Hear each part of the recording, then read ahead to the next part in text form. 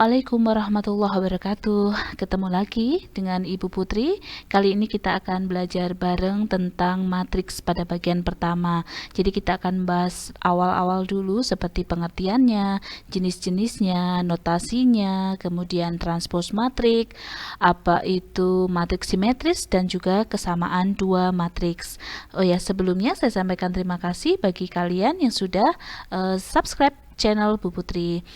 Nah, manfaat mempelajari matrik ini banyak banget ya, bisa diterapkan dalam menemukan solusi persamaan linier, transformasi linier, terus memudahkan kita dalam membuat analisis ekonomi yang mengandung berbagai macam variabel, dan masih banyak yang lain lagi. Nah, awalnya kita akan belajar dulu atau membicarakan lebih dahulu tentang definisi matriks. Matriks adalah susunan sekelompok bilangan dalam bentuk persegi atau persegi panjang yang diatur menurut baris dan kolom. Biasanya diletakkan dalam kurung yang bentuknya seperti ini atau kurung seperti siku seperti ini. Nah, sekarang contohnya, harga tiket masuk wahana bermain, ada tabel diketahui. Bentuk tabel seperti ini bisa loh kita rubah dalam bentuk matrik yang menjadi kita bacanya bisa lebih sederhana seperti ini. Nah, bisa kurung siku ataupun ini. Nah, nanti next dalam pembahasan kita akan konsisten menggunakan bentuk kurung yang seperti ini. Berikutnya, notasi matrik dan istilah penting. Nah, perhatikan, kalau kita mau nulis matriks itu harus dinyatakan dengan huruf besar atau kapital. Misalnya seperti ini, huruf A besar, B besar, C besar, dan seterusnya. Nah, tetapi elemen-elemen matrik yang ada di dalamnya harus ditulis dengan huruf kecil. Misalkan elemen AIJ, dalam hal ini ada A11, A12, sampai dengan AMN. Ini nggak boleh dibaca dengan A11, A12 ya, kita tetap bacanya sebagai A11, A12, dan seterusnya. Masing-masing punya arti loh ini ya. Jadi A11 ini artinya apa? A21 artinya apa? Nah, sekarang perhatikan. Secara horizontal ini menunjukkan barisnya. Jadi ini ada baris ke-1, baris ke-2, sampai baris ke M. Jadi baris itu terletak di awal. Jadi ini baris 1 kan, jadi ini ada A1 sekian, A1 sekian, baris 2 ada A2 sekian, dan seterusnya. Sedangkan secara vertikal ini menunjukkan kolomnya, jadi ini ada kolom ke-1, kolom ke-2, sampai kolom ke N. Jadi taruhlah saya ngambil elemen AM2, berarti ini artinya elemennya terletak pada baris ke M, kolom kedua. Nah, berikutnya, contoh, saya punya begini, diketahui matriks B 5, 3, 2, 1, min 1, 7, 8, min 4. Informasi apa yang bisa kita peroleh? Wah, bisa banyak banget. Contohnya nih ya, elemen apa saja yang ada di kolom 2? Ini kolom 1, kolom 2 berarti yang sebelah sini. Jadi, elemen yang ada di kolom 2 adalah 3, 1, 7, min 4. Kemudian, tentukan nilai dari A21 yang dikalikan A42. A21 ini berarti elemen pada baris kedua kolom ke-1. Sedangkan A42 adalah elemen pada baris keempat kolom kedua. A21 baris kedua kolom ke-1, ini baris kedua, kolom ke-1 isinya adalah 2. Sedangkan A42 itu berarti baris keempat kolom kedua, isinya adalah min 4. Sehingga ketika kita kalikan, berarti 2 dikalikan min 4 sama dengan min 8. Kemudian tentukan jumlah elemen di baris ketiga.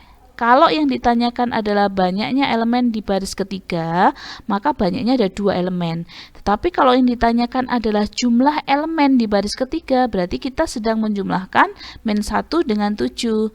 Berarti jumlahnya adalah min 1 tambah 7 sama dengan 6.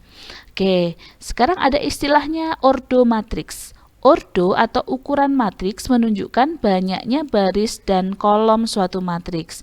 Kalau saya punya matriks A M kali N, berarti matriks A ini memiliki M baris dan N kolom, serta memiliki M kali N elemen. Contoh, pada matriks B ini, dia memiliki 1, 2, 3, 4 baris, 1, 2, 2 kolom. Jadi ordonya adalah 4 kali 2. Dan matrik B itu memiliki 4 kali 2 yang sama dengan 8 elemen. 1, 2, 3, 4, 5, 6, 7, 8. Mudah banget ya. Next, sekarang kita ke jenis-jenis matrik. Yang pertama adalah matrik baris. Matrik baris ini matrik yang hanya terdiri dari satu baris aja. Kolomnya nggak dibatasin. Kalau matrik kolom sebaliknya, dia hanya punya satu kolom saja. Barisnya sebarang, tapi harus terdiri atas satu kolom. Berikutnya matrik persegi. Matrik persegi adalah matrik yang memiliki banyak baris sama dengan banyak kolomnya. Otomatis matrik persegi ini pasti ordonya n kali n, bisa 2 kali 2, 3 kali 3, 5 kali 5, dan seterusnya. Contoh, saya punya matrik P yang sama dengan 1 min 1, 2, 3. Dia punya 2 baris, punya 2 kolom. Jadi ini adalah matrik persegi ordo 2 kali 2. Kemudian kalau yang ini dia punya 3 baris, 3 kolom. Jadi dia matrik persegi dengan ordo 3 kali 3. Nah, di matrik persegi ada 2 istilah, yaitu diagonal utama dan diagonal samping. Di mana dia berada? Nah, yang miring dari pojok kiri atas ke kanan bawah ini dinamakan sebagai diagonal utama. Sedangkan yang miring dari pojok kanan atas ke pojok kiri bawah dinamakan diagonal samping. Oke. Berikutnya kita lanjut ke matriks. Setelah matrik persegi kita lanjut ke matriks 0. Matrik 0 adalah matrik yang semua elemennya 0. Matrik diagonal. Kalau matrik diagonal dia punya syarat ketentuan. Matrik diagonal itu harus merupakan matrik persegi, kemudian elemen matriknya 0, kecuali diagonal utama tidak semua 0. Jadi boleh ada 0, 1, atau 2, tapi nggak boleh semuanya 0. Jadi seperti ini contohnya. Ini misalkan semuanya tidak 0 ya, yang bagian diagonal utama. Nah, seperti ini pun juga matrik diagonal, karena salah satunya tidak 0. Kalau semua 0 jadinya matrik 0.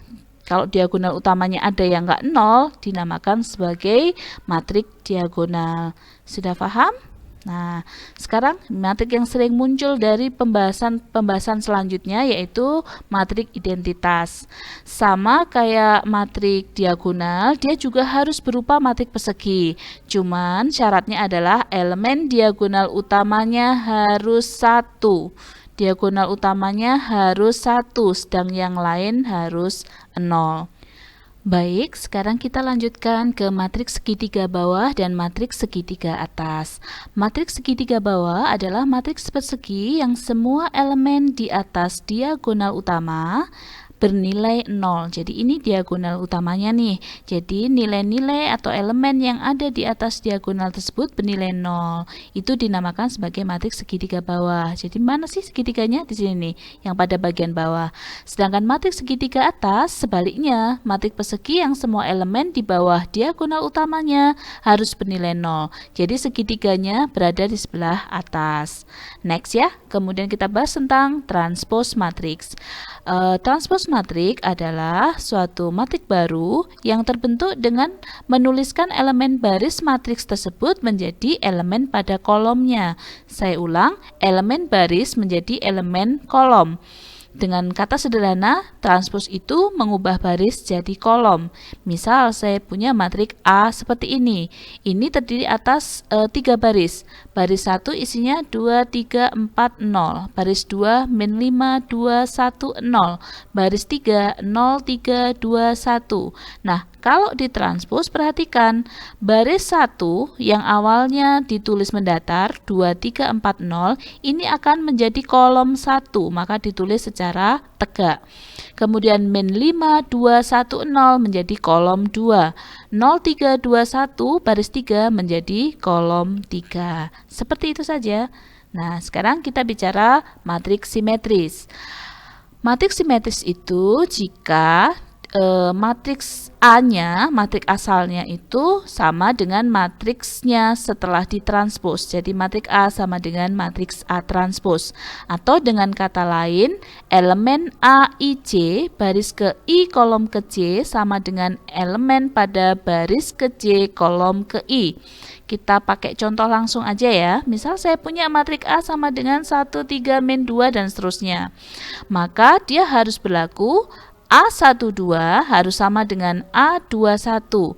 Elemen pada baris 1 kolom 2, baris 1 kolom 2 isinya kan 3 tuh ya. Dia harus sama dengan elemen pada baris 2 kolom 1.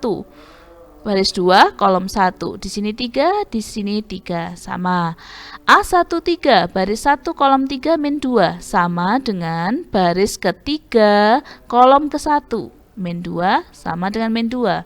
Selanjutnya A23 baris kedua kolom ketiga isinya 5 harus sama dengan baris ketiga kolom kedua.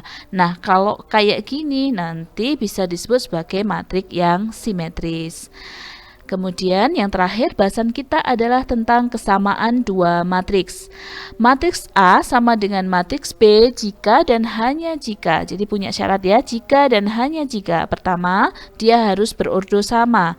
Yang kedua, semua elemen seletaknya juga harus bernilai sama. Contoh, saya punya tentukan nilai A, B, dan C yang memenuhi matriks P transpos sama dengan Q. Ingat loh ya, dalam soal ini P transposnya sama dengan Q.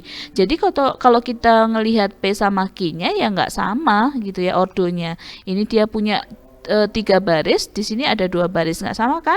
Tapi memang yang ditanyakan dalam soal adalah P transposnya nih yang sama dengan Q. Jadi PR atau tugas kita yang pertama kali ya kita harus mentranspos dulu matriks P-nya sehingga terbentuk seperti ini. Nah, lihat baris 1 ini menjadi kolom 1, baris 2 menjadi kolom 2, baris 3 menjadi kolom 3. Setelah itu baru kita samakan posisinya. Nah, ingat semua elemen seletak itu harus bernilai sama. Yang seletak mana ya? Kalau pojok kiri atas ya harus sama dengan pojok kiri atas. Baris 2 kolom 1 ya harus sama dengan baris 2 kolom 1 yang berada di sebelah kanan. Oleh sebab itu kita bisa memulai perhitungan. Baris 2 kolom 1 3B ini harus sama dengan 3. Berarti B-nya 1. 2C yang berada di pojok berada pada baris 2 kolom 2 ini harus sama dengan 6.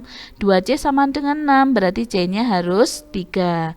Terakhir 2A min 4 ini harus sama dengan B min 5. 2A min 4 sama dengan B-nya kita substitusi 1 berarti 1 min 5 berarti 2A sama dengan min 4 ditambah 4 pindah ruas ya.